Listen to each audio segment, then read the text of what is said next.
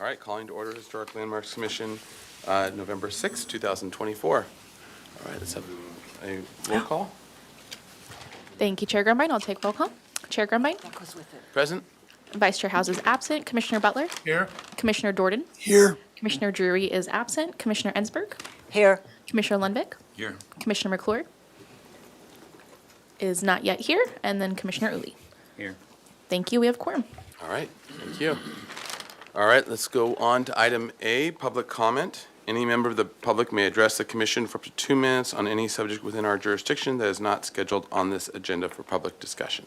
So is there anyone in the room wanting to do public comment on something not on this agenda? Chair Grumbine? Yep. I would like to do a Commissioner Ensberg. quick little public comment. Okay, please.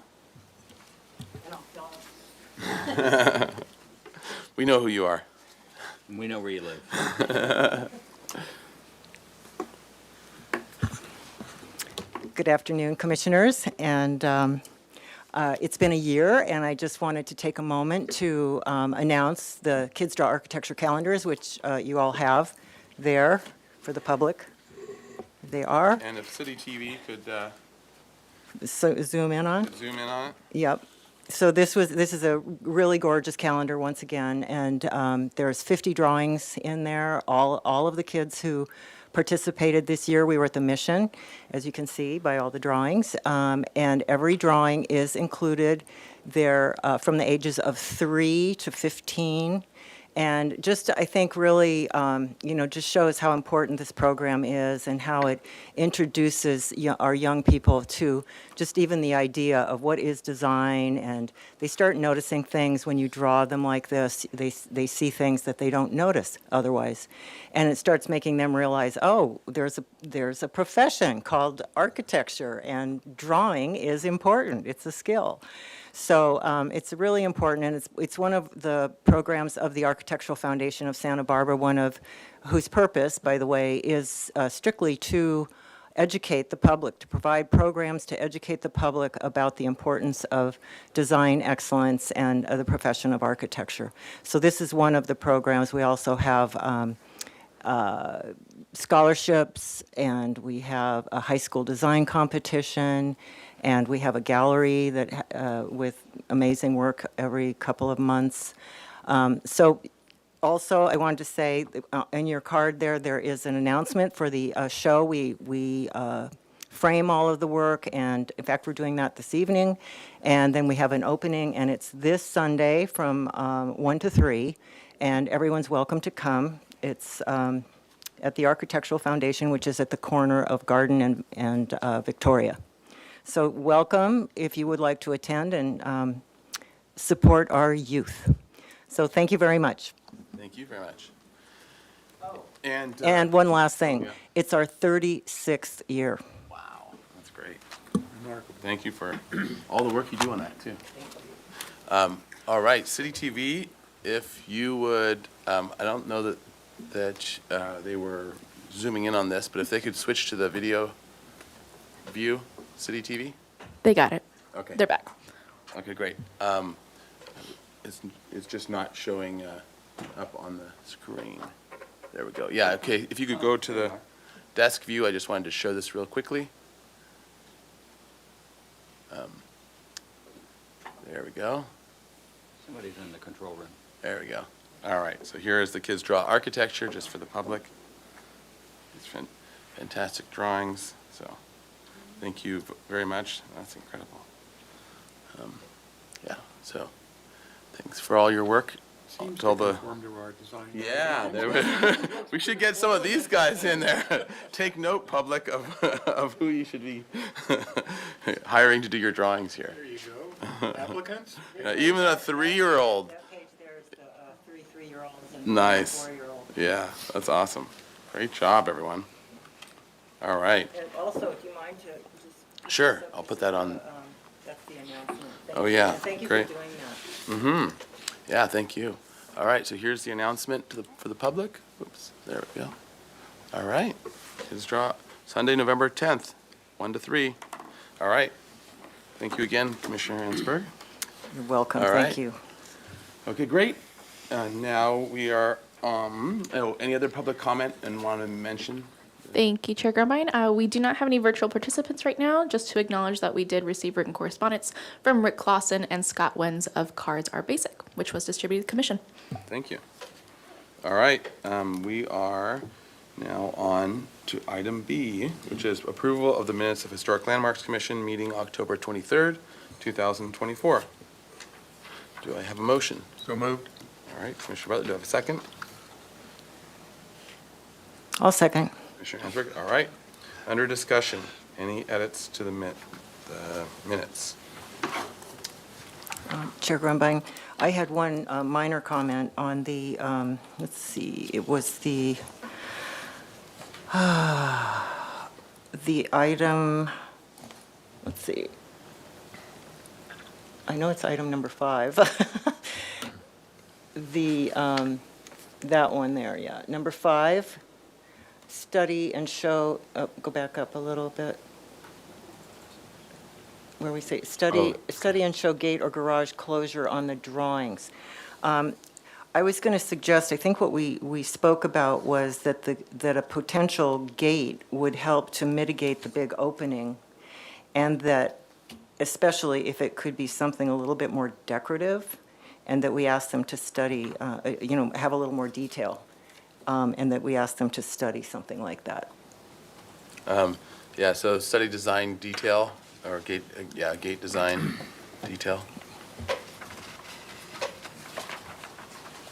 Yeah, okay. I think that makes sense.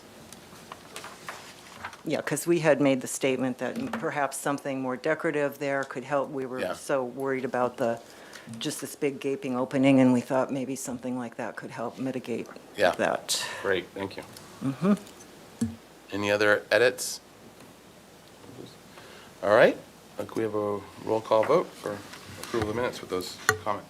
Thank you, Chair Grumbine. Commissioner Dorden, Yes. Commissioner Enzberg, Yes? Commissioner Butler, Yes. Commissioner Lundvik, Yes. Commissioner Uli, Abstain.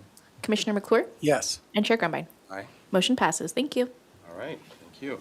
We're on to item C, approval of the minutes of the Historic Landmarks Commission meeting, or consent meeting of October 23rd, 2024.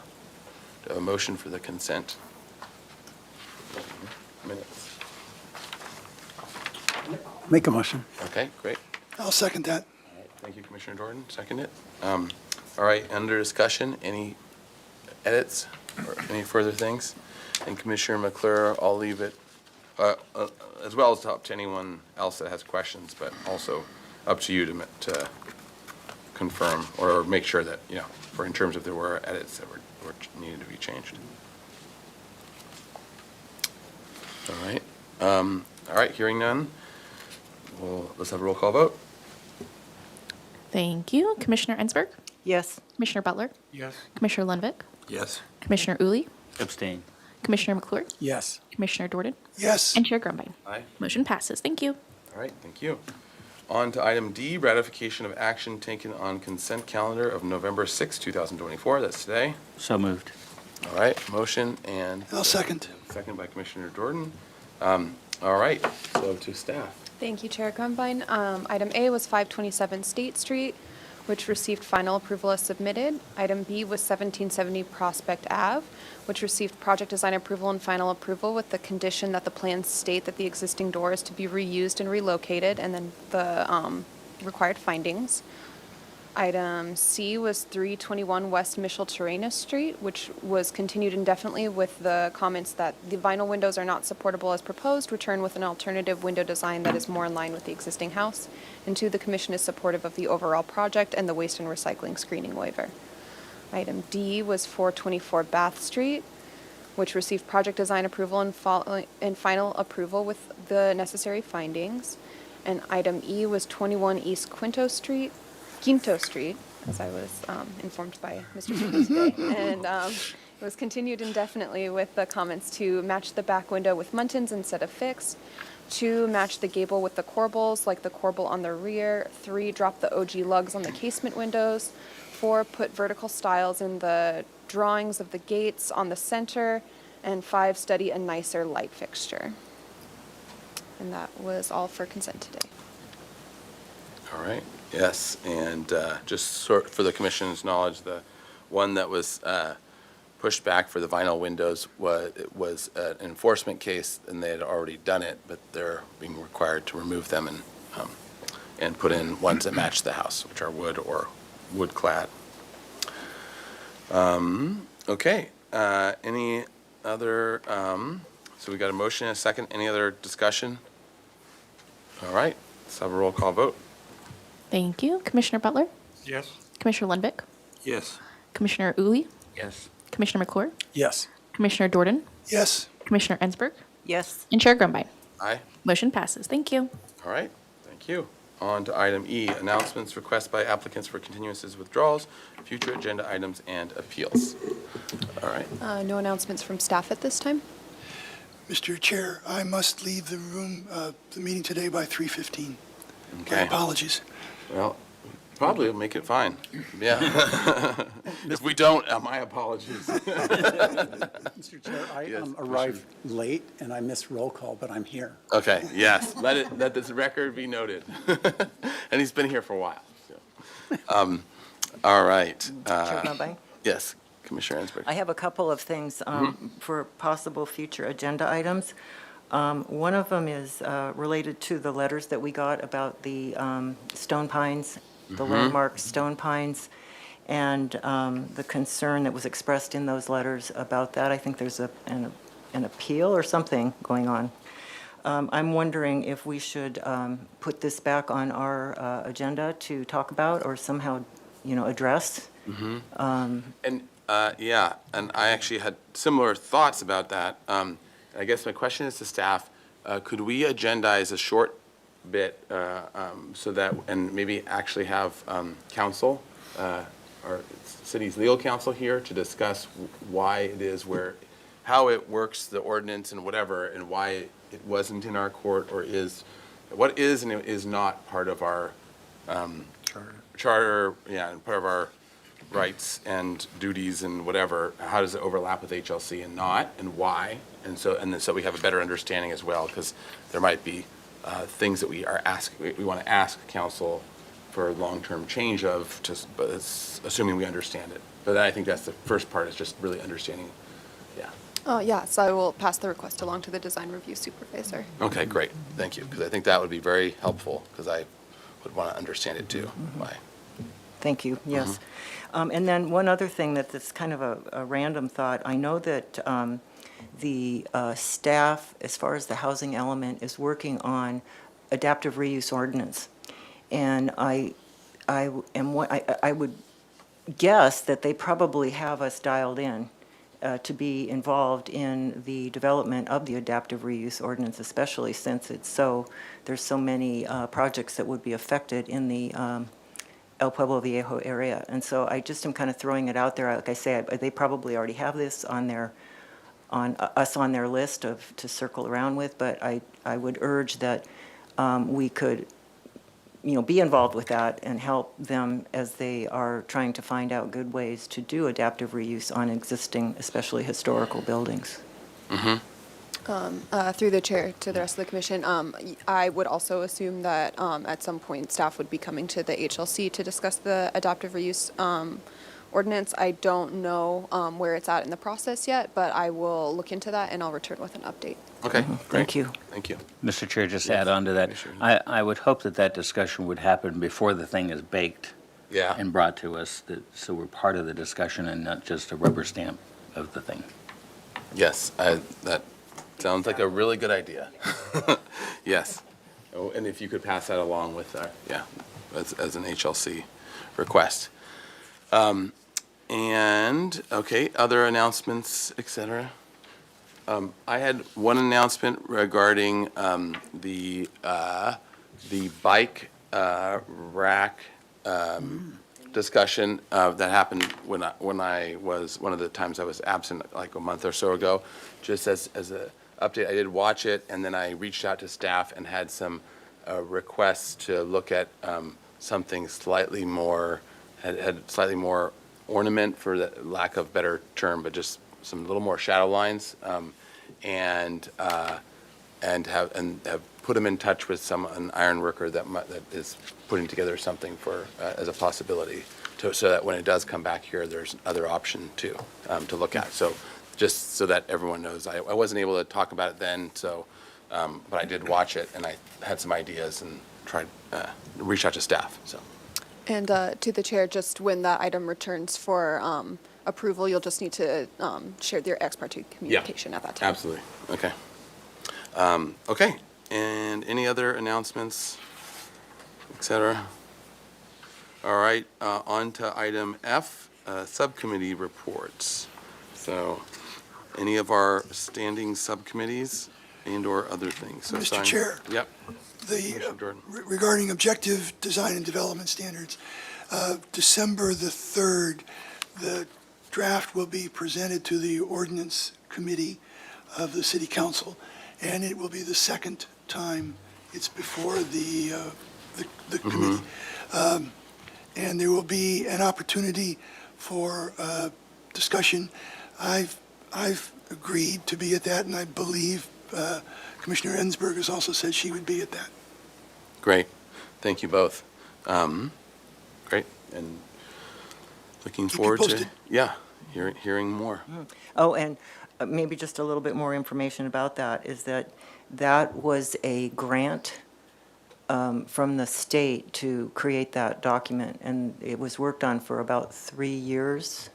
They hired, the grant allowed them to hire the firm of Opticos to help them to do it, and then they formed the work group, which had representatives from, HLC, Planning Commission, ABR, and they also included AIA.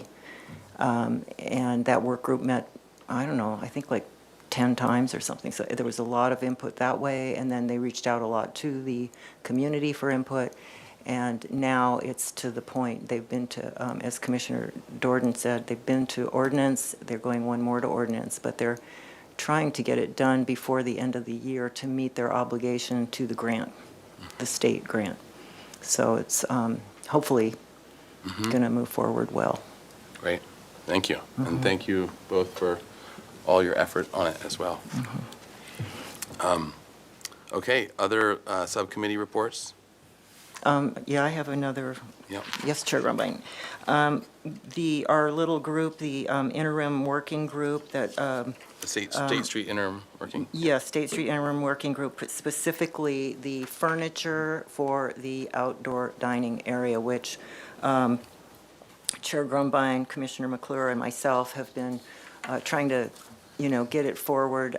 We did have a meeting, a Zoom meeting last week on Tuesday, the 29th, just to kind of refresh ourselves of the draft that we have and to have it ready to move it forward when we're waiting to hear from Sarah Clark with the city to have a meeting to help, we're really trying to get it moved forward and have it in place so that people who are trying to upgrade and, make their outdoor dining areas nicer will know what to pick. So we're trying our best to try to keep it moving forward. I did reach out to Ms. Clark this morning, but she's out of the office for a couple of days. So hopefully I'll hear back from her and we can get that meeting scheduled to, take it to the next steps. Great. All right, thank you for that report, Commissioner Ensberg. And then any other reports? All right, on to item 1, the RPL, pretty much right on time, although I think that clock is slow. Yeah, okay, so we're not on time. Okay, almost on time. Okay, so this is an archaeology report for De La Vina Street Water Main Replacement Project. This project takes place entirely underground, does not require planning approval. A proposal to replace approximately 1.1 miles of aged and/or problematic water main pipes along De La Vina Street to maintain the structural integrity of the city's water distribution system and prevent future main breaks in these locations. The replacement includes segments along De La Vina Street from Constance Avenue to Mitchell-Torrena Street. The project will replace potable water mains with standard trenching techniques.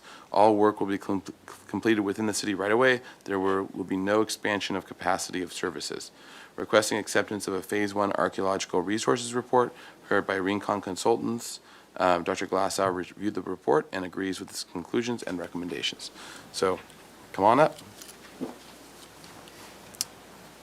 And if you could introduce yourselves for the record.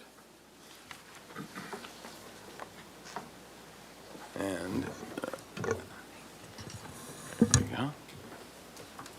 Righty, well, hi there. My name is Victoria Fuertes. I am with the Water Resources. Oh, and you're going to have to actually talk right into it. Oh, Sorry. My name is Victoria Fuertes with the Water Resources Engineering Division over in Public Works. We have not met before, but it's nice to meet you all. Nice to meet you. Good afternoon, Chair, Commissioners. I'm Ken Victorino, Senior Archaeologist with Rincon, out of the Ventura office. Nice to be back in front of you guys again this afternoon. Great. So if He has a microphone. Oh, so if yeah, you here, wanna we'll talk actually- to- Yeah. Yeah. Okay, so if you can give a quick synopsis of your report, and then, I was going to say, I mean, you pretty much covered it in the summary here as far as the design and construction aspect of it, just that it is standard water main replacement. Typically, they don't come in front of this group because it is all underground. But I will lead over to Ken as to why we needed this report. Absolutely. Again, Chair, Commissioners, we completed a Phase 1 archaeological survey, consistent with the city's MEA for the project. During the record search that we do at the Central Coast Information Center, we identified 5 previous studies that have covered portions of the project. Those 5 previous studies did not identify any cultural resources within those portions of the project. Our study also did not identify any cultural resources within the project area. As Victoria mentioned, and as you mentioned, this is a replacement project. So pipe is coming out of the ground. Pipe is going back into the ground in the same location. So the potential to encounter intact archaeological materials or intact archaeological resources is slim to none. Based on that, we have the standard unanticipated discovery clause, which is if something is found, construction stops, an archaeologist is contacted to come out and evaluate the discovery. The project is also required, if human remains are found, to comply with health and safety code to address any human remains that might be found. So this one's an easy one. Our find was consistent with 5 previous investigations, and as you can see, Dr. Glassow reviewed and approved the conclusions and recommendations. all right. So unless like one water pipe goes into an aqueduct and then keeps going and then comes back out. Well, yes, well, in terms of these things, when these pipes were put in originally, there was less engineering requirements and less environmental requirements. So oftentimes what happens is when these types of pipes were put in, oftentimes the trenches were much larger than they need to dig now. So that's also something that we consider is, with the techniques they have nowadays, that the ground disturbances associated with a replacement are even much narrower than the replacements that occurred nice. during the original installation and construction of the pipe. Gotcha. Okay, great. All right, so that completes your presentation. So let's open up public comment. Any member of the public wishing to comment on this? Thank you, Chair Grumbine. Turning to virtual, if there's anyone who'd like to speak on this item, that's item 1. Please raise your hand and we can call on you. Not seeing any raised hands. If there's anyone in the room who'd like to speak on this item, please step up to the podium. Not seeing any movement. We did not receive any written correspondence, so back to the commission. All right, to the commission for any questions? No questions? All right, is someone ready to make a motion? I don't have a question, I have a comment. Oh, yeah. And it's about the project description. It suggests that the project is entirely underground, but has standard trenching techniques. So there's mobilization and trenching above ground to get the pipe below ground, right? So it's not entirely underground. The phrasing from our planning team essentially refers to the final result, which is you will not see an above grade All right. change to it. But yes, that is correct. The construction impact you see during it, machinery, standard trenching equipment, along with traffic control. All right, thank you. All right. And if I may add to that, just the intention of that phrasing was to convey that there are no exterior alterations that would require planning review, and not necessarily that it is somehow going to just magically appear underground. Hey, the As they do tunnel. sometimes. Yeah, We do have that's what Boston. this project. Gopher magically appears in my yard. I don't know where it came from. All right. Mr. Chair, I'll move acceptance of the archaeological report as written. I'll second that. All right. Motion and second under discussion. Any further discussion? All right. Roll call vote, please. Thank you. Commissioner Lundvik, Yes. Commissioner Uli, Yes. Commissioner McClure, Yes. Commissioner Jordan, Yes. Commissioner Ensberg, Yes. Commissioner Butler, Yes. and Chair Grumbine. Aye. Motion passes. Thank you. All right. Thank you. Thank you very much, Chairman. Thank you Thank so you very much. much, Commissioners. Thank you. I hate this project. All right. I live right down the street. Starts in January. All right. On to item number 2. This is a new item for concept review, 328 West Montecito Street. This is located in EPV. The 11,300 square foot lot is currently vacant. The project consists of a proposal to construct a 2-story apartment building comprised of 10 3-bedroom units and 2 2-story, bedroom units and a 2-story apartment building comprised of 2 3-bedroom units pursuant to Senate Bill 330, and develop under the city's average unit size density, AUD, incentive program, and the state's density bonus program. With state density bonus, 15% of the units are proposed to be deed restricted to be very low income with a 50% density bonus. No vehicle parking is proposed, as this project site is the overlay of AB 2097. The project includes a 121 square foot bike storage room, a new trash enclosure, and approximately 140 cubic yards and 420 cubic yards of fill. 140 cubic yards of cut and 420 cubic yards of fill. No final appealable action will take place at this meeting. Project compatibility findings will be required for project design approval. All right, so welcome. If you would come on up, introduce yourself, and then we'll have staff comments, and then you'll have 15 minutes to give us the presentation. Hi, I'm Lonnie Roy, the agent for the property owner. Okay. Thank you, Chair Grumbine. Pilar Plummer, Associate Planner with the City Planning and Zoning Division. And I think the project description pretty much covers the project. There's previously been presented to the Historic Landmarks Commission a proposal for a hotel. This will replace that if it moves forward. This project, as you noted in the description, is an AUD project that also is utilizing state density bonus to get some additional units. As part of the project, they do receive a concession under state density bonus law for open yard, so that's why you'll see it not noted on the plans. The other item of note is that they are not proposing any vehicle parking because they're in the area of AB 2097. They do have to provide bicycle parking, so we've done one review so far. The requirement is 1 bicycle space per unit, so they'll need to continue demonstrating compliance with that as they move through the process. But otherwise, we're looking for feedback as to the compliance with the findings you'd make, project design approval, and then also if story poles are required for this project or can be waived. Thank you. Okay. Great. Thank you. All right. Welcome. And take us through your project. Okie doke, let me see, are the photos loaded up on here? Yes. Okay, yeah. So I'll take you first through the photos. So this project is located at the north or northeast of the West Montecito Street and Castillo Street intersection. This site was, well, it's currently vacant, formerly a gas service station. Across the street, there is a liquor store. South of that is a service station. And then also south is a 7-Eleven. To the east of the site is a market. To the north is a genealogical society. I would characterize the neighborhood as mixed. If you go a little bit further down on West Montecito Street, you do start getting into some residential.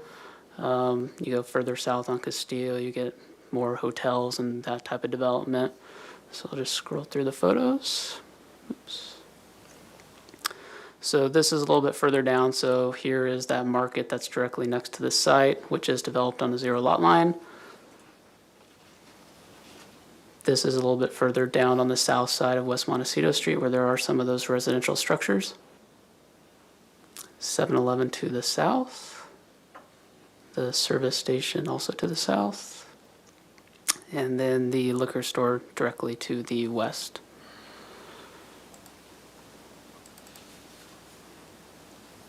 And then going through the site photos, so here is that market. The site is currently fenced off and vacant.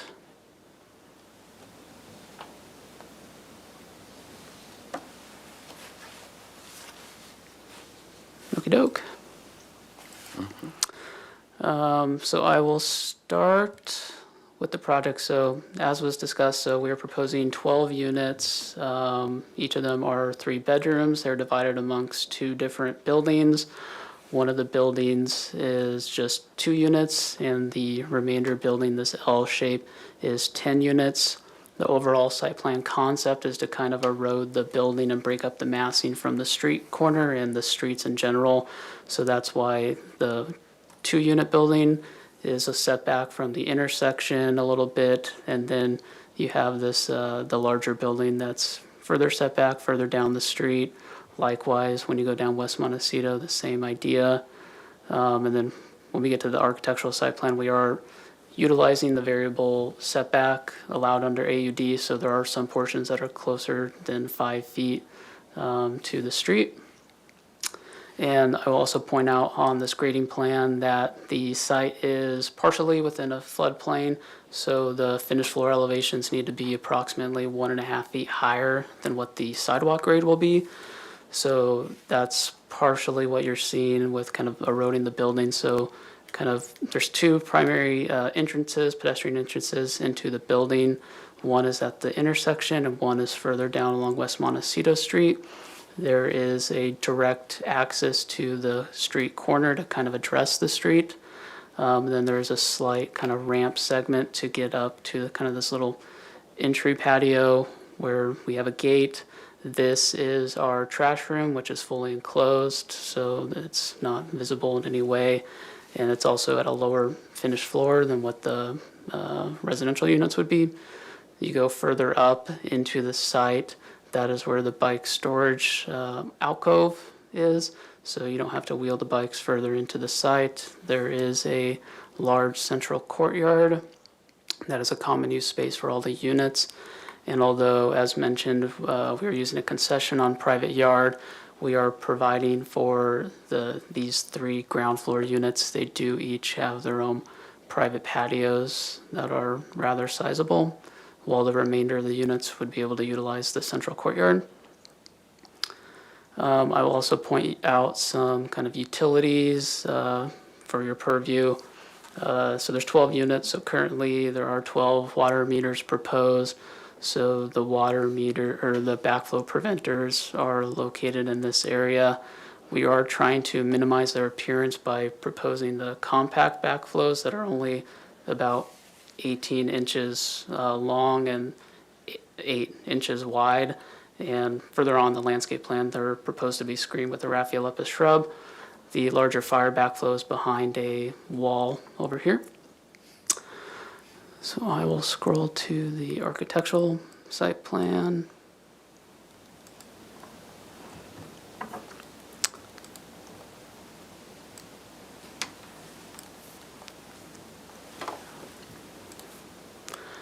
So stepping back to the variable setback that was noted, the blue hatching is what you're seeing. So this blue hatch portion of the building is where it's encroaching within that 5-foot setback on this portion of the building, and then likewise here. And we're compensating with additional setback primarily at this little entry patio, a little bit on the perimeter site wall, and then in this area here. Something that I didn't note when I was on the civil plans was the existing curb line for this site on Castillo Street is out further about a foot or foot and a half, and then you get beyond the site, the Genealogical Society is, and there's that curb line, so we're extending that curb line, so the curb line's coming into the property a little bit. So as noted, kind of the building configurations, there is the security is a issue at this location, so we are proposing to essentially kind of secure the site.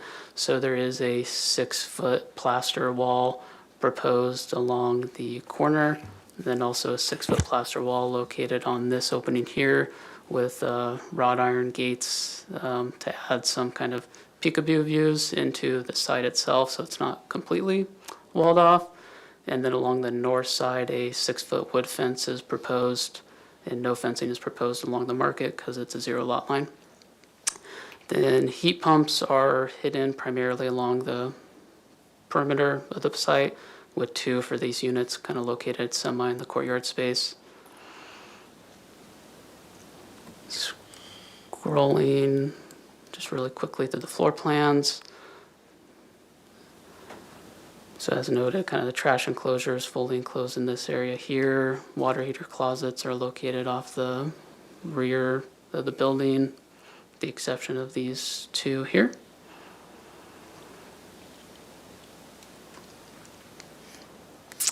The city has a rather aggressive kind of policy to try to get to in terms of solar. So to try to achieve the solar that's in the city's general plan, this is kind of the amount of solar panels that we need to propose. And there's noting on the roof, it's a simple hipped roof. So the idea of the architecture, so it's Spanish colonial revival, simple forms, simple hipped roof, and kind of trying to add some character and subtle kind of charm with windows and other small elements. Primarily on West Montecito Street, there's kind of this little chimney or finial type element there. The eaves have a wood kind of corbel detailing to add a little bit of detailing in that portion. And then primarily along the street elevations, the fenestration with windows is kind of modified a little bit to add some interest, visual interest to the architecture. Juliet balcony, some of the windows are not symmetrical, stacking, where you get along the perimeter. So this is the elevation, the east elevation that's facing the market. It's a little bit more standard. Likewise, the north elevation is a little bit more standard. There's some interest with kind of the roofs of the utility closets. But other than that, it's kind of stacking or has a rhythm to it. And you can see kind of the wrought iron gates kind of adding some visual view into the site. The bike room, as noted, it's just kind of a little alcove in the project. So it's open to that courtyard, but secured by the perimeter wall. We are proposing a higher density kind of stacked bike rack in order to get the required bike parking in a smaller footprint. And it has a parapet with kind of that similar finial element that you were seeing on the West Montecito Street 2 unit building.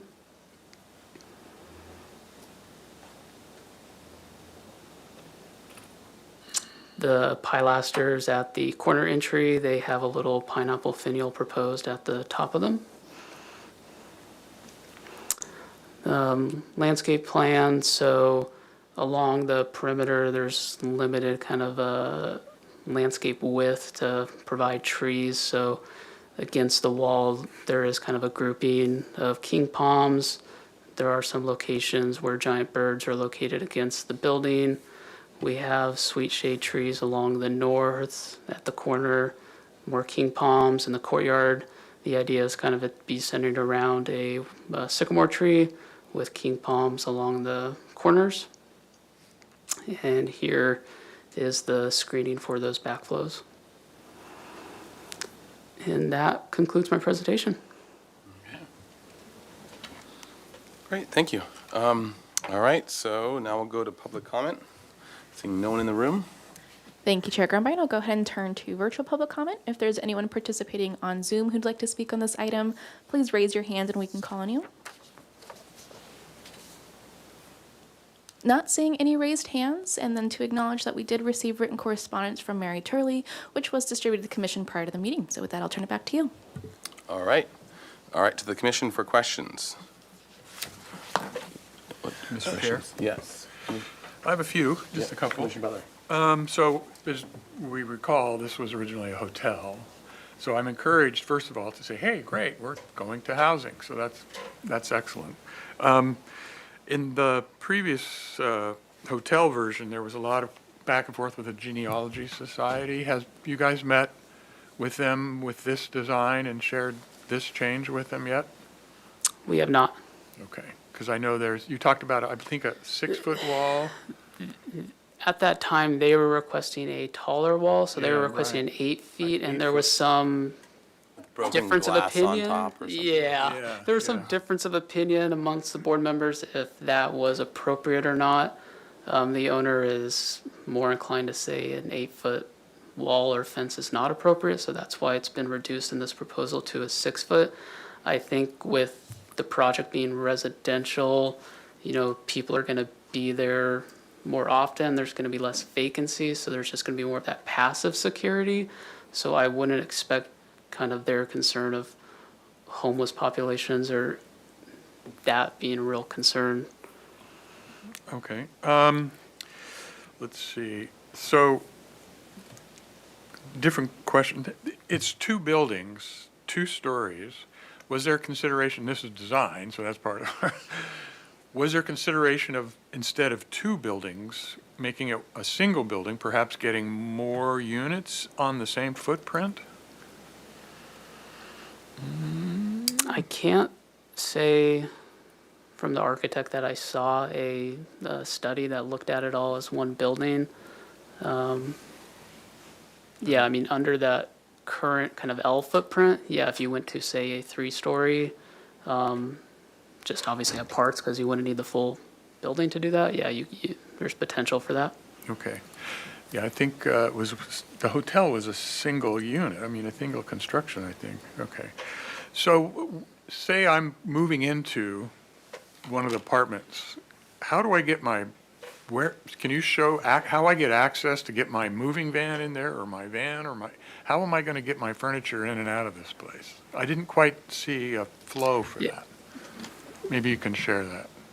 Well, I'd say for parking and loading, there is none proposed, so they would have to find a parking space on the street and then carry those items into the site utilizing either of the 2 entries. Okay.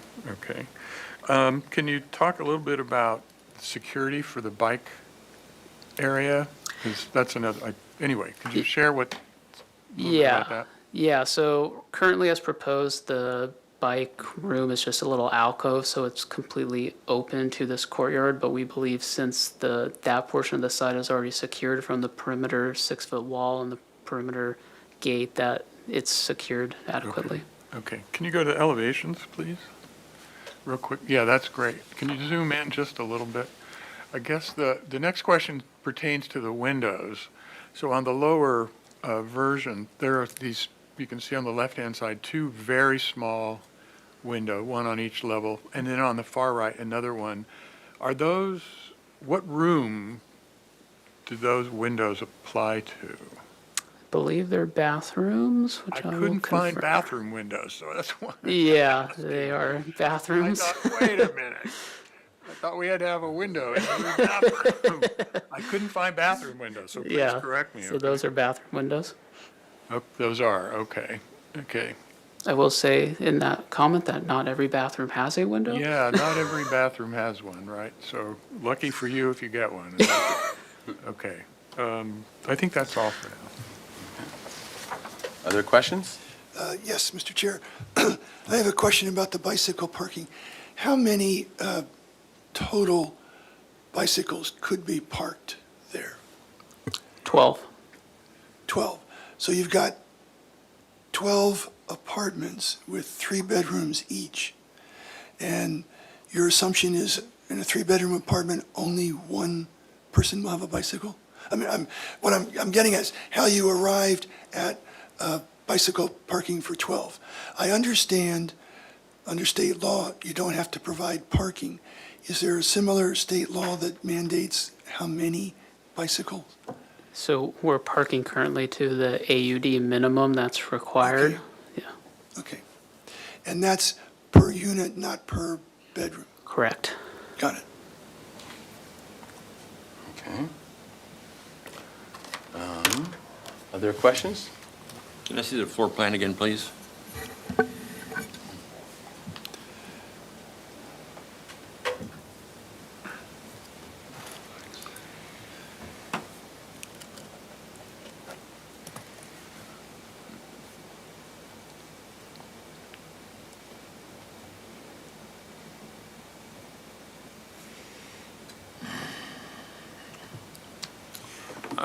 I question the adequacy of the bike parking. And if this, in fact, becomes a student housing, there will be 36 people in there that are going to need bike parking. And I think that it would be fair for the applicant to design for that count somehow into the project. Also, Right. I'm just turning it into a question.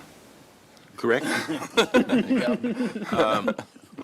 Also, visitor access to the various units from the street is, as I see it, through two gated entry areas. I believe that at each of those gated entry areas, there ought to be bike parking provided for guests. How many, I don't know, but, you know, you've got potential to have, you know, a guest at each apartment part of the time, and I think you ought to be able to provide outside guest parking for them. Now, as of your design now, is the gated access controlled? Correct. So if anyone wants to come and visit someone, they've got to push a button, get clearance to get in and through the gate. Makes sense. And when Amazon delivers or whatever, they'll push a button and get in, theoretically. Correct. Have you identified where your fire sprinkler risers are and shut off? The, They're in that east Yeah. side there, huh? yeah, correct. And that's all concealed behind a wall. Correct, yeah, so there's a 6-foot plaster wall there.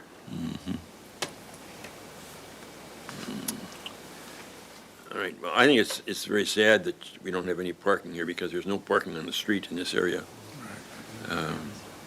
I don't know what happens to a neighborhood when you don't have parking provided for a possible 36 people. And that concerns me from the standpoint of the aesthetics of this building in the neighborhood. Okay. Thank you.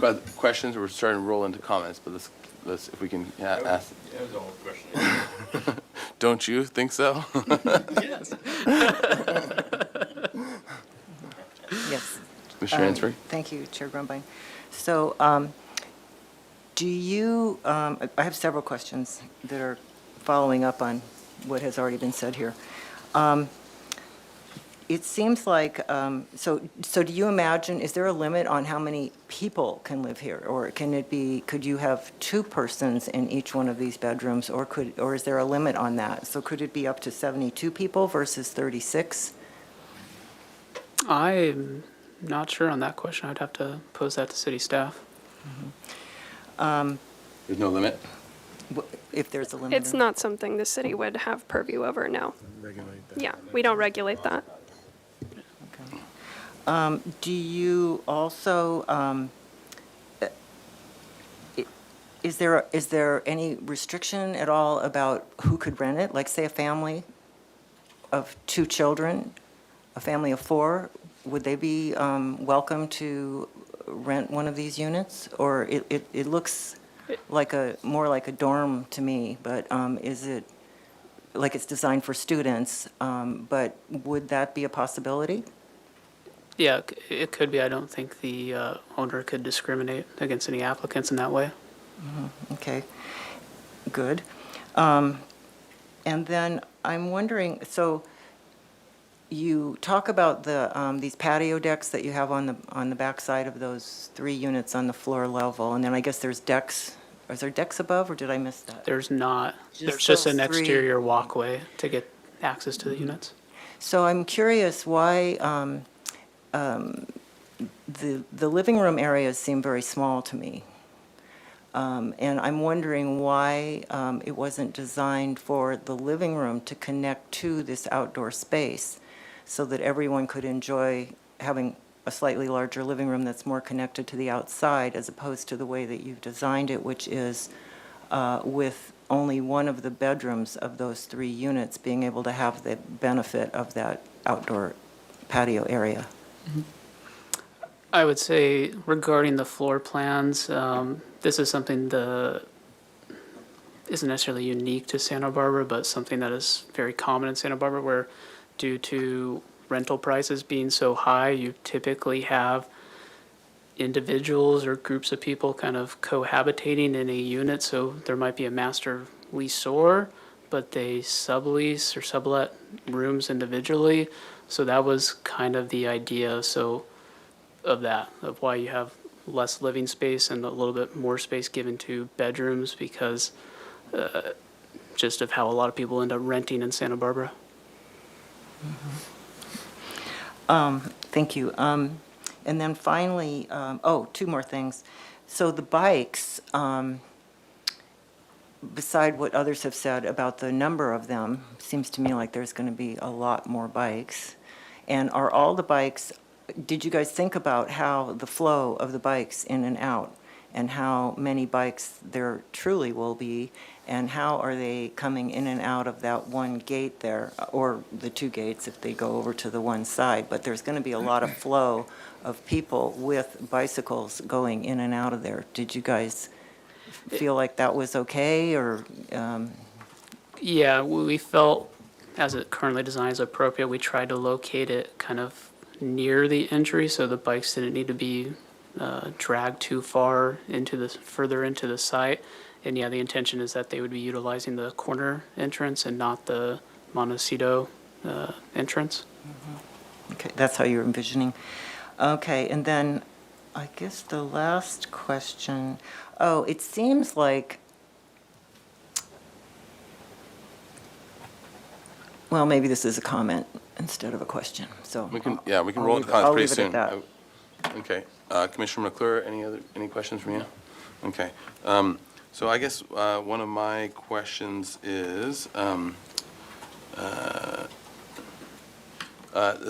regards to solar, which of course we have no control of, but we still have opinions or ideas. Did you look at ways of potentially screening it with even just doing going up to a parapet and then having a dropped condition like a mansard roof, kind of with a flat section or anything like that, or a flat roof, in terms of screening it? Because the reality is the nice elevations that you show aren't going to be what we actually see. It's actually all facing the street, so you'll just see this basically solar on red tile. So there might be other ways of screening it, especially because you're doing ground up, that would be better to look at. Have you thought along those lines at all?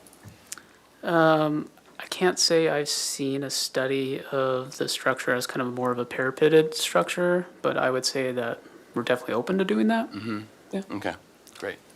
All right, and then along, if you can go to maybe the landscape or whatever the plan is showing the site with the wall wrap, in that configuration. So was there thought, it seems like there's awful lot of big blank wall in the public, facing the public realm that you have to walk along as a pedestrian, right? So in the hopes of, and it's only one property that you're going along, and you do have a building as you're transitioning along the sidewalk there, but it is sort of a big blank wall. Has there been thought about how to make it more pedestrian, at least visually friendly? And I'm sort of imagining what happens a lot in like typical suburbs where you have like the main road that goes along, and then you have like a big wall going all the way along, which is a very unpedestrian friendly zone, and all the houses face inward into the cul-de-sacs and everything else. And that sort of as a not great experience for the pedestrian. This is sort of, it seems like almost a mini version of it. So have you thought of ways in which that wall might not feel like a big wall, but still give you the security that you're wanting? Yeah, so that's been studied, and we had a similar interface with the hotel project, and that did have a element where there was a kind of taller walled portion that had a little bit of tile roof to it, and had some kind of some windows with wrought iron with them. So it was kind of simplified for the residential project, but that is definitely something that could come back to kind of add that interest back. Great. And then one other question I have is I saw just in terms of I saw an RRM plan on there as well. Is that just the civil, or what has? Correct, yeah. Okay. So RM is Okay. I the just want to civil make sure I engineer. was understanding like who the actual architecture or architect was. And why there were different plans. Okay, great. Any other questions? One other clarification. This goes to Planning Commission? Does it? Don't believe or it not? does. No, through the chair, Commissioner. So no, this project does not require Planning Commission conceptual review. It's strictly under the HLC's purview. Okay, so then I guess I have a question now about the bikes and that question about this meets the minimum standard for it, but So Chair Grumbine, they're meeting the requirement for bicycle parking, so we can't require additional. You can, of course, talk about the aesthetics and, provide suggestions. I will note staff, in our review, we did note that, given the amount of bedrooms, we're encouraging the applicant to provide more bicycle parking if it's feasible, but that's ultimately up to them. But then we could say things aesthetically like, that big long wall really actually wants to be a big long bike storage. Sure, and there's a nexus between the design and function of the site, so that is your purview, yeah. Okay. And then and one other question actually about your windows. Can you go to the elevations? What header height are the windows? They seem, and have you done a section at all through? What are you thinking? It looks like they're really close, and I'm not understanding necessarily for sure how that structure works with your roof structure and. Yeah, the head height as kind of currently drawn is kind of aligning with the door head height, which are, I believe, 8 feet in this circumstance. Got you. Okay, so, okay, thanks. That helps explain why it's there. Okay. Other? Yeah, Mr. Yes, Commissioner. I have a question of staff. I assume that you have verified that they meet the requirement of AB 2097 with regard to availability of a major transit stop. Through the chair, Commissioner Ludwig, yes, this location is in the area of AB 2097, and they do qualify to not provide vehicle parking under that. So you have verified that they are within a half a mile of a major transportation stop as defined by AB 2097? That's correct. Really? So I'll just ask a question. So where is the existing rail? Is it within, that would be serving the community? Chair Lundvik, the applicant can also point to a vicinity map of it. Well, a major transportation stop is existing rail or bus rapid transit station. Yes, there's. And it's also an intersection of 2 or more major bus routes with a frequency of 45 minutes, 20 minutes. I mean, I don't, my knowledge of this site does not meet Okay, those so, requirements. so the question, I guess the question is where, where's the, The train station. Well, but how does it meet it? And where is that location? the rail is not a rapid transit. It's down there. Oh, you're thinking. I'm just saying, I don't think that the definition of rapid transit in AB 2097 is met by this project to exempt parking. Okay, so that's the question. That's the question. Okay. So do staff, not necessarily right now, but Yeah. So if it is right now, sure, but otherwise it may. So Chair Grumbine, to Commissioner Lenvik, when this returns, I'm happy to point out the exact location. But what I will say is that this was reviewed by transportation staff and zoning for compliance when it went through its original review. And as you can see on the screen, this is the overlay area which qualifies for AB 2097. So I'm happy to bring the exact location, of course. Yes, that's The green thing was done by the correct. city to show what does Correct. qualify. Got it. Correct. Okay, so it looks pretty green. Well, they're saying the railroad station is sufficient for people to leave work in the morning, leave the hotel in the motel, the apartments in the morning, get on the train and go to work, and come back at night. Or they're saying that transportation of the city believes that that's, whatever the definition is, complies with that map, or Yeah. that's the map. So I don't want to get into any more than that. I just think that if that's the city's answer, I think that we can, if we disagree with it, we can take it up. Well, but we're allowing our city to be run into the ground by lack of parking. There isn't even street parking here. So I think that as a general topic, there might be some good valid argumentation to it, but I don't think this is the forum for it. I think the forum for that is pushing it up the question and then the chain, right? So in terms of what is the proper definition, how does it qualify, why do the lawyers think it is this? Because I'm sure that Through the they've. chair, it comes up for pretty much every housing project that's under AB 2097. Obviously, parking's important, but yeah. Yeah, that's, I figure that the city's done the Yeah. deep dive, and this is what their opinion is for it, and they have a map for it, so that people know whether their project lands in it or not. Okay. One other question, Chair Yep. Rowling. And sorry, this is kind of not on the parking, but also just on the interpretation of do we know which of, 15% of the units are deed restricted to very low income? Do you have those identified, which ones they are? And it's not it's the unit, right? And the unit is 3 bedrooms. So 15% would be So the one unit. 3-bedroom, there would be 15% of the units of which you have 12? 12. 12. So 15% of 12, Is you have, 1.8. Oh, so it'd be 2. So I'm two of them assuming it are would be deed 2. restricted. And that is the whole unit. Through the chair, Commissioner, yes, that's correct. It's the whole unit has deed restricted affordable. And has it already been designated? At this time, I don't think we've designated it, but if we, which I don't see, so I don't believe we have, it would have been a staff comment on the resubmittal. Yeah. Okay. And just to add to that, so in our review, that is one of the things that they'll have to do prior to their building permit submittal is to identify which ones are going to be their very low income and then moderate income versus market rate. So, Yeah. and sort of a strange way to ask this, but you wouldn't, so 2 of them are the very low income.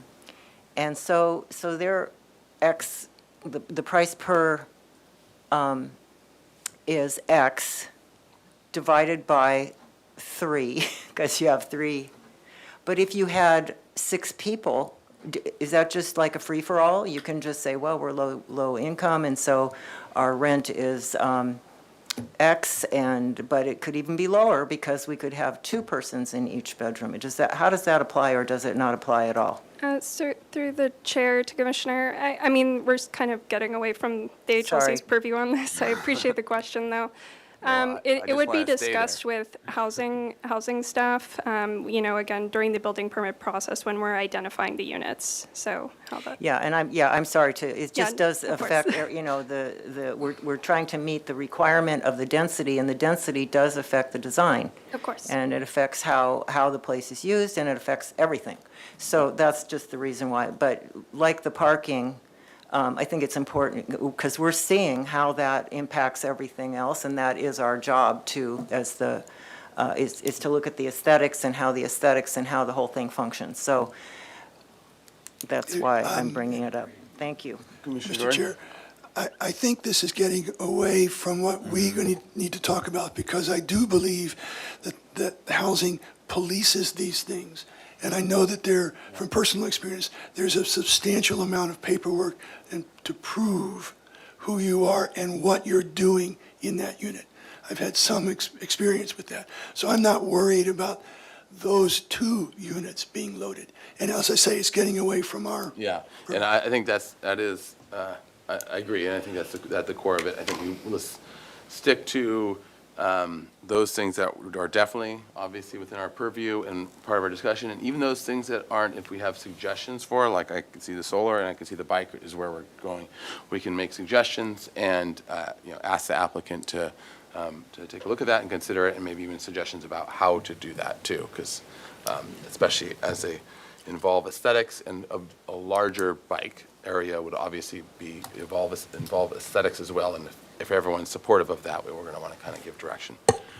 Mr. Chair, Yes, Commissioner Uli. are we in comments, or what are we We're doing? officially in comments. comments. So Let's we roll are, into okay. comments. Yeah.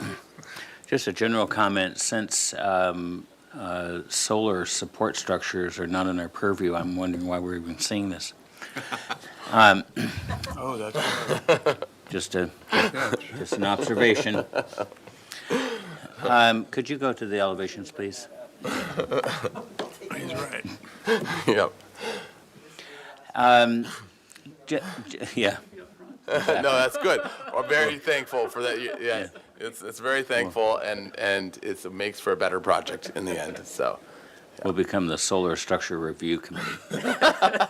That's true, we'll just reverse it. Just the supports. Yeah.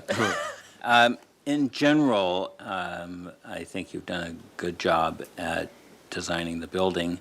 However, I think the roof structure to me feels too heavy for the whole building. We don't have a detail of it, but I can imagine what that detail looks like with the rafters and et cetera. It just seems too heavy to me. It should be lighter, as a general comment. The windows seem too tall to me. It doesn't feel residential, it feels commercial. And so I would suggest that you take a look at that. And in particular, the one with the Juliet balcony, that just seems like an odd shape of an opening.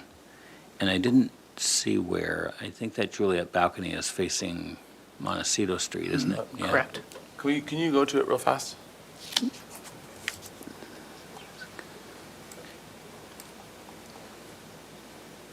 Oh, gotcha. Yeah, the proportions are odd. Yeah, very vertical. And it looks like the balcony railing is too tall. So there's something wrong with the proportions that make it feel funny to me. But in general, I like the general direction that you're going. And to the degree that it can get a little more, what do we say, poetry or romance, like a 1920s apartment house on Anapamu Street or something, I think it might be more successful. Okay. Mr. Chair. Commissioner Jordan. I have a series of comments. And first, I want to acknowledge the public comment that we received on this project. And because I want the public to know we actually read them. Yeah.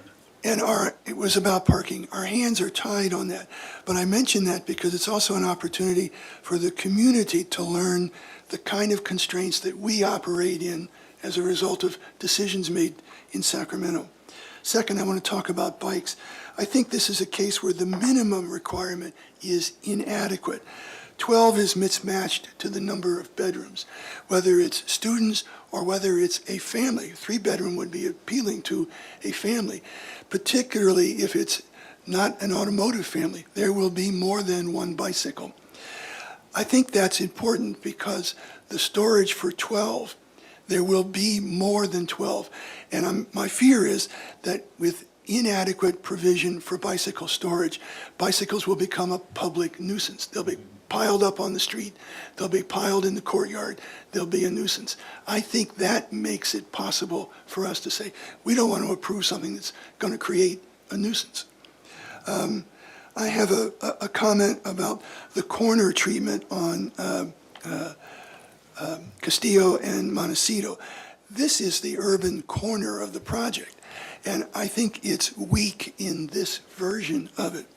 I understand this wants to be one of their main entrances, but I think there are better solutions.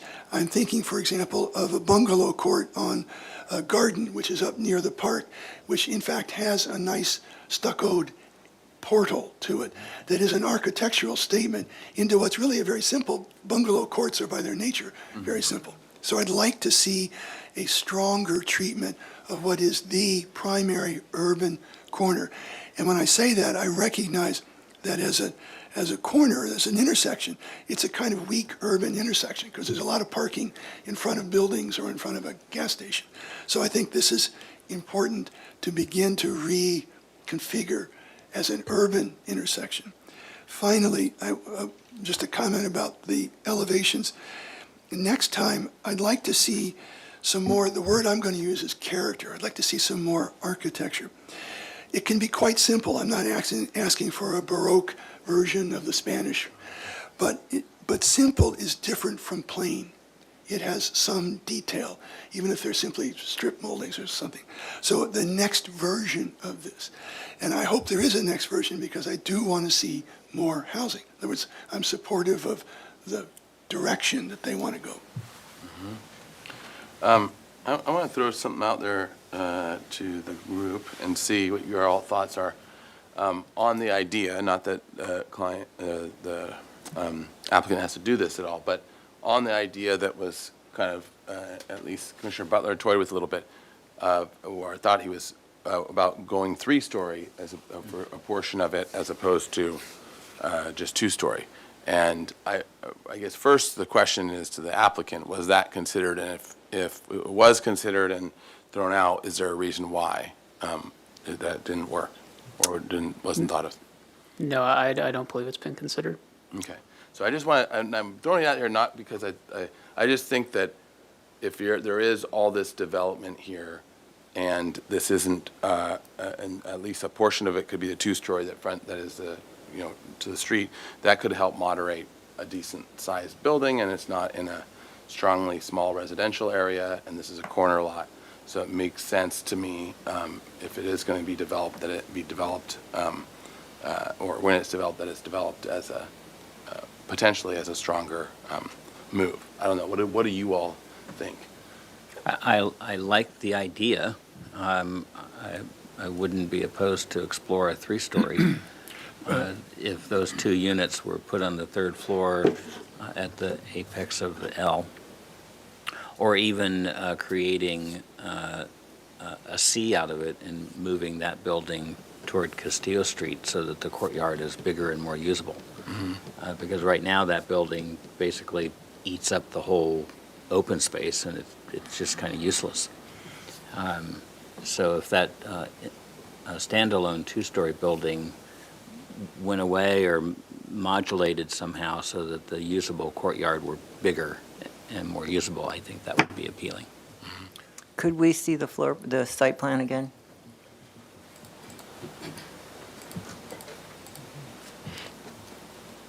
I agree with what has been said and the idea that Commissioner Jordan was saying about, that the bungalow. So if it did become, as Commissioner Uli's saying, if it was a C and then and maybe it came off of Montecito Street as opposed to the corner, it might be just work better and have a more direct in and out for the flow of circulation, the bikes, et cetera. And, of course, we realize you're running up against your open yard requirement as well, so, oh, you're not, Concession? oh. Either way. No yard, no parking. Oh, either way, you want to make it be viable and workable. So I like that idea. Go ahead. Commissioner Butler? Add-on thought to that is the access issue, because that's one of my comments was, I can't imagine, where I'm going to park my moving van. Or secondarily, with all the Amazon deliveries that are coming in, they're going to spill into the 7-Eleven or the liquor store. That's a very highly trafficked intersection. I mean, very heavily trafficked. And there's no place, period. So they're going to spill it. So, and then also, if we went up a little higher, there's no view issue. I know we don't really govern views. I recognize that. But there's nobody there that's going to say, what the heck? Because there's nobody there. So I think you have an opportunity maybe to really take a look at going higher, which is not something we often, that's sort of out of, that's Don't kind know of the last time unusual we- for us. So can I, Yeah. just on that comment, I have other comments, but I just want to respond to that. Yeah, okay. And anyone else? To that. Well, you were asking our opinion about Yeah, for that. just that, and then we'll go back to the other comments, but, okay. I think that next time we see this, we should see in the elevations showing the adjoining buildings in elevation on each street. That's a requirement of submittal which we are too often ignoring. And I think we need to see how this building, even at 2 stories in height, melds into the neighborhood. Yep, that's a good point. All right, any other? Okay. All right, so let's keep going with comments then for the others, on the other stuff. Mr. Chair. Yes, Commissioner Butler. So my comments outside of that, it will be important, first of all, thank you because it's housing. Great, love to see it. That's really, really, really good after it was a hotel. Secondly, the issue with the Genealogy Society needs to be resolved. That was quite an issue when it was a hotel.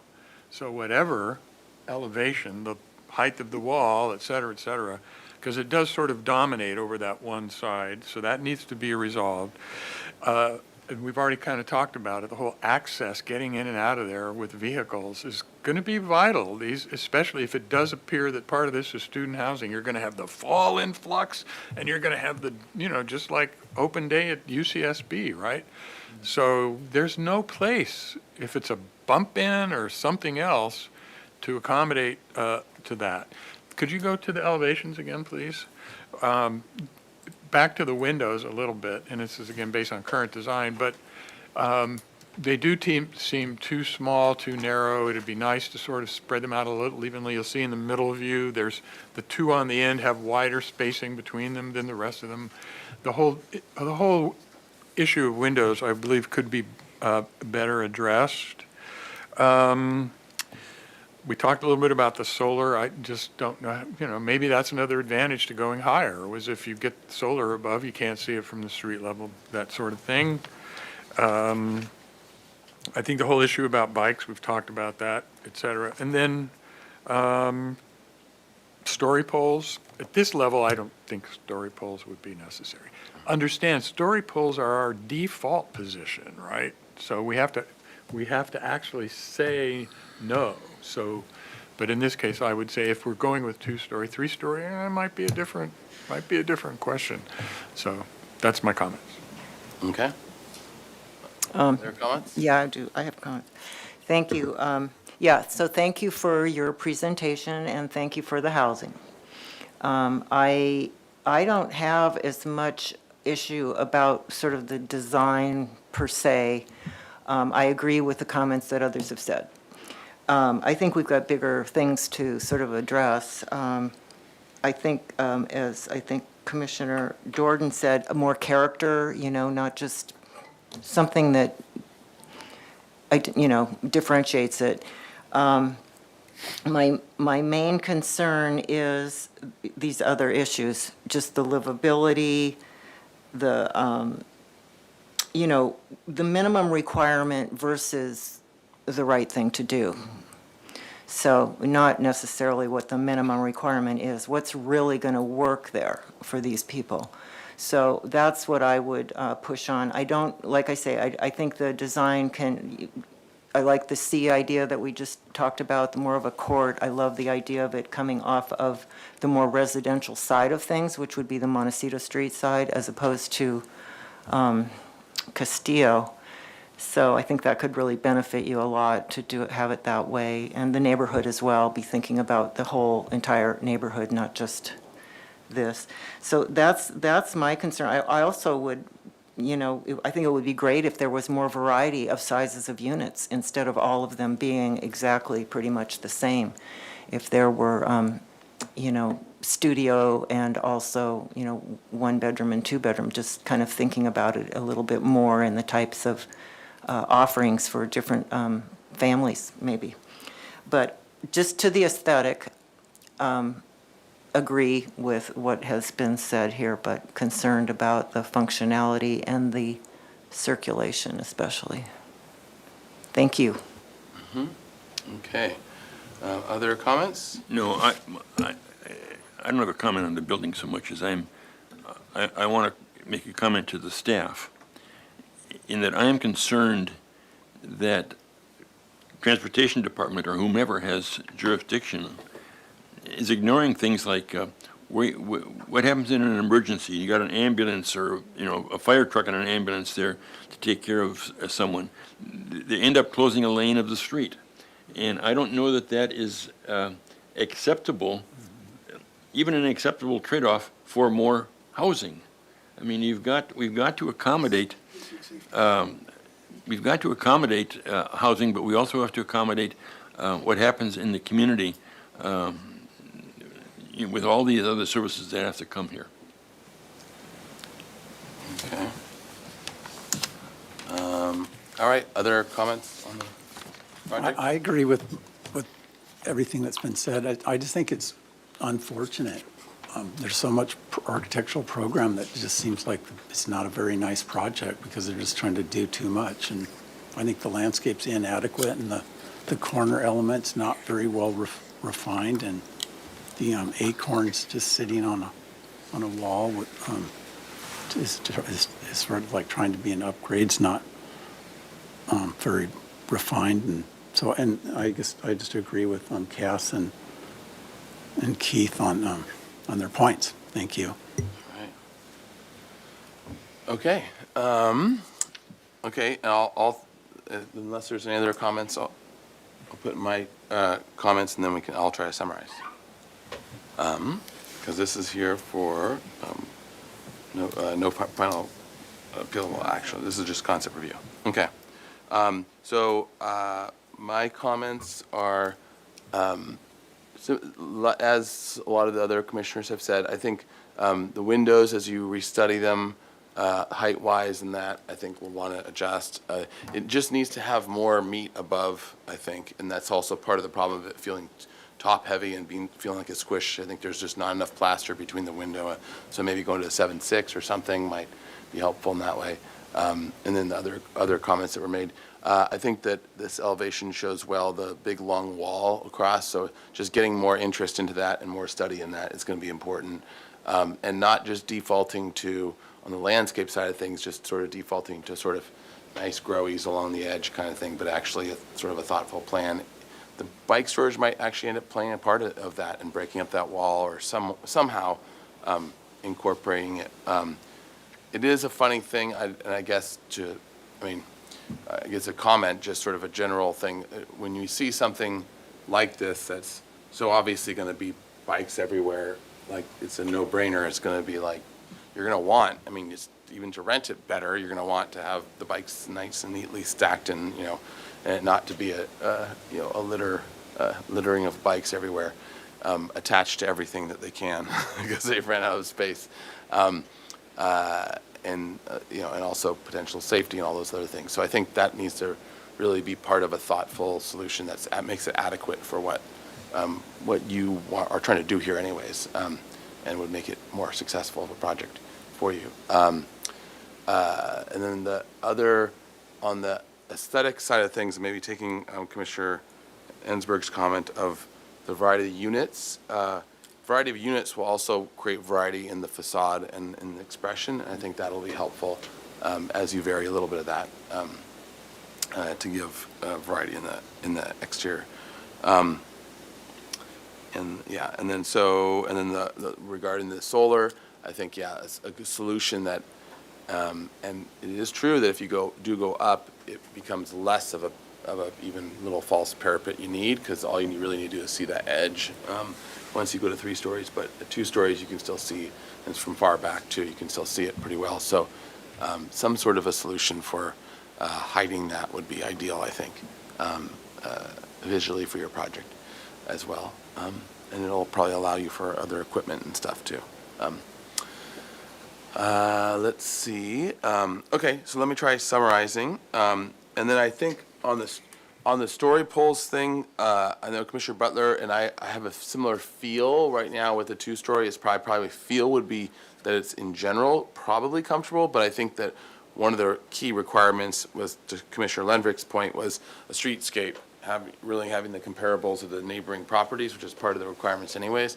I think that will help to, if it does stay 2 stories, to help some of us feel that we might not need to require story poles, if we can be convinced. But I think a key part of that is we're seeing the elevations. And On that, I think we need to, we've talked about possible 3 stories now. I think we need to shelve that idea, whether This whole yes story or pole? not. Yeah. Depending on whatever they come back with, and we can say yes or no. yeah, for sure. And no matter what, when they do come back, no matter what, we're going to need to see the street elevations all the way, even just to even have the conversation about story poles. So, okay. Okay, so let me summarize. So to begin with, I think that the commission thanks the applicant for the design and feels that this, in general, in the broad strokes, in general, this project is heading in the right direction, and is, in general, it's favorable comments. And then with the following comments as well. For one, is to make sure to coordinate with the Genealogy Society as you go forward with your next steps. The commission is concerned, while we understand that the bike requirements are not part of our purview, the commission is concerned with the what will be the inevitable aesthetic effect of having not enough bike parking for the number of bikes that are obviously going to be. Aesthetic and nuisance. Yeah, aesthetic and nuisance, yeah, and is concerned about the potential problem going forward if there's not more or adequate bike parking provided for the number of units. And we also believe that aesthetically it can be incorporated well into the courtyard and or wall area, and so there is the room for it, and it would actually help with the overall design probably. While the commission knows that solar itself is not within our purview, the heighting of it would be appreciated on the roof, and we think that it can be done with a parapet wall, or parapet and or mansard roof to hide the solar and any other equipment. And another comment was the roof structure in general seems too heavy with the wood rafters and wood band wrapping around, and so to study that further. The windows seem too tall, especially on the second floor, and they're close proximity to the roof, and so to study lowering the windows and as well as their arrangement.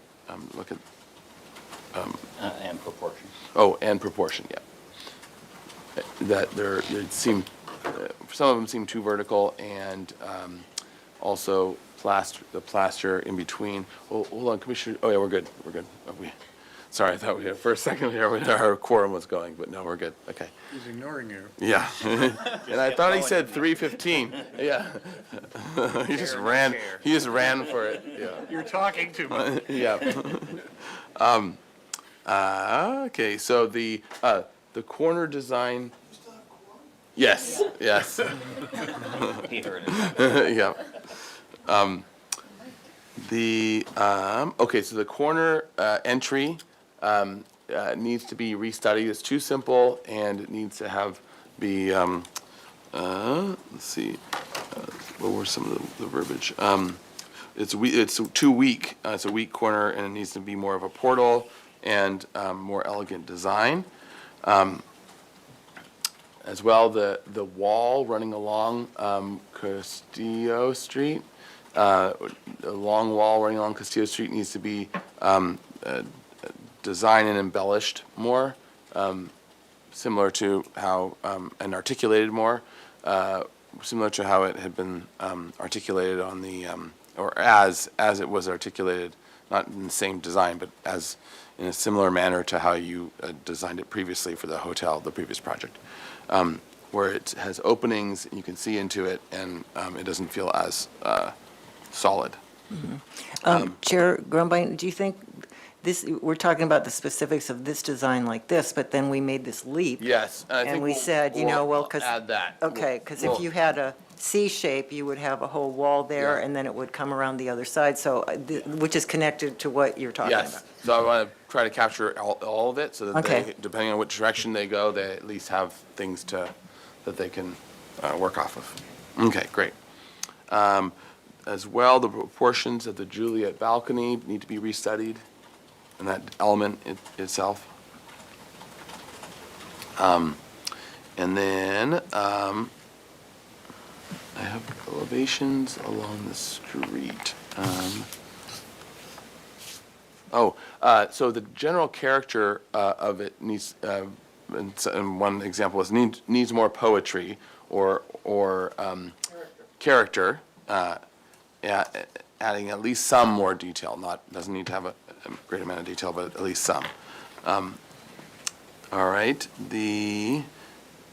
we already got the variety. Oh, did we? Well, the unit variety is encouraged, especially so that the expression of the windows on the exterior can be also varied. And also tied with that is those decks on the backside, and if the internals related to the deck, it could be, more romantic. Okay. But that has to do with the internal design, but how it connects to the outside. So the connection of the decks to the decks on the north side, is it? They're patios, actually. Patios on the north side, to incorporate them a little stronger into the architecture. Yeah, It's just, as opposed to just a door from a bedroom kind of Yeah. thing. yes, so just to study that, to develop it more. The acorn finial element is not liked.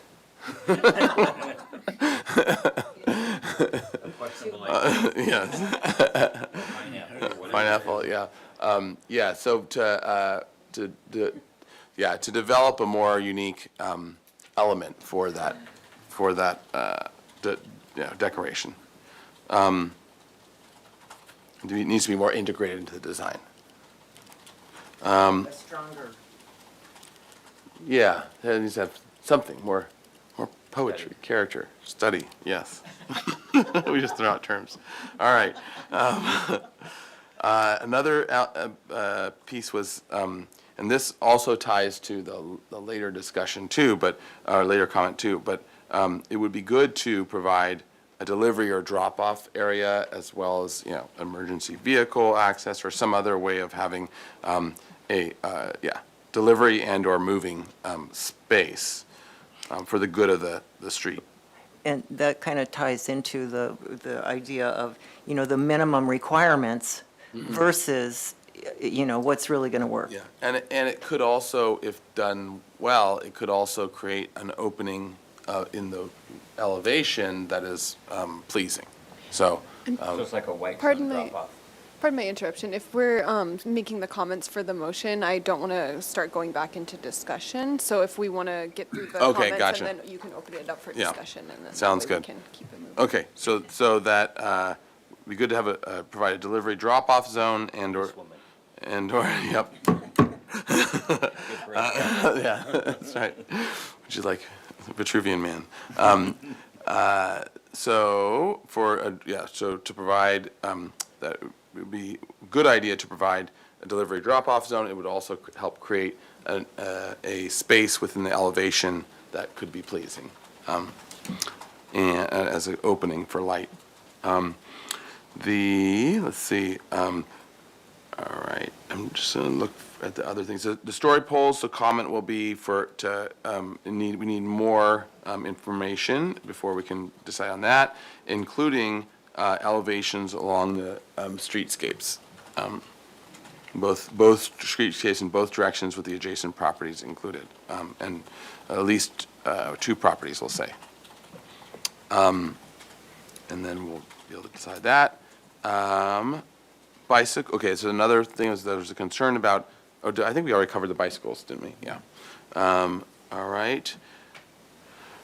In general, we did mention that the project is heading in the right direction, so I think we'll just leave it at that for project compatibility stuff we'll come back to later. The windows, landscape, yeah. We thought it was a little inadequate. Yeah, so the landscape is, as proposed, is inadequate, and it needs to be more thoughtfully integrated with architecture, and especially the corner element. And then we have the curveball comment that is rarely used, which is this is potentially for the applicant, if the applicant chooses to potentially study a 3-story portion of this design. And one of the ideas was to make it more C-shaped in plan with the courtyard and with a 2-story element and a 3-story element potentially. And especially if that also can increase the livability of it with, larger bicycle storage, et cetera, and drop-off zones, because I could see that also being used as one of the spaces on the lower level when you, if you go up. Okay, any other comments? And just using that model of the garden, what do they call it, garden court? Yeah. Yeah, because you get all those elements working together. You got the drop off, and then you have the main entrance off to the one side. You really are getting a lot of bang that way, and solving this issue of the power of the portal, and creating a really strong statement there, and not at the corner where everything's happening. It kind of helps to eliminate some of that circulation problem. So. Yeah, as a garden court. And Mr. Chair, if that goes to a C shape, that it seems, and this isn't an aesthetic point, but it sure is going to catch a lot of traffic sound. It's just going to be like a backstop for sound. And I don't know, maybe you could, I know it's not an aesthetic concern, but it's a livability concern. So I'll just throw it out. I don't know about that. It might actually help shield a little bit for some of those units, where right now it's open. It might, but, yeah, maybe take it under consideration as you're looking at the design. Mr. Chair? Yeah. A comment about the story pole. Story poles are our default. Yep. And unless the applicant requests that we waive the story poles, I think we should consider revising your comment on the story poles such that if the applicant requests the waiver, then we're going to need sufficient evidence in order to make that determination. Yeah, that's a good point. Okay, so let's revise that one, the story pole comment to be that if you, when you come back, you want us to consider a story pole waiver, that you show not just the street elevations, but also 3D models is our other typical requirement if you're wanting us to look at waiving the story pole. So 3D model and with views from the main public right-of-ways, the intersection, as you did before. And it might even be from adjacent parcels like genealogy, because I think they'll likely be most impacted by a three-story building. Yeah, that's true. Okay. Yes, so with that, any other comments that want to be added? Are we good? Okay. All right. Does anyone want to make a motion for an indefinite continuance with those comments? I'll make a motion for indefinite continuance. Second. All right. We have a motion and a second under discussion. Any further discussion? All right. Roll call vote, please. Thank you. Commissioner Uli, Yes. Commissioner Jordan is absent. Commissioner McClure, Yes. Commissioner Ensberg, Yes. Commissioner Butler, Yes. Commissioner Lundvik, Yes. and Chair Grumbine. Aye. Motion passes. Thank you. All right. Thank you. Thank you. Thank you very much. Thank you. All right. Meeting is adjourned.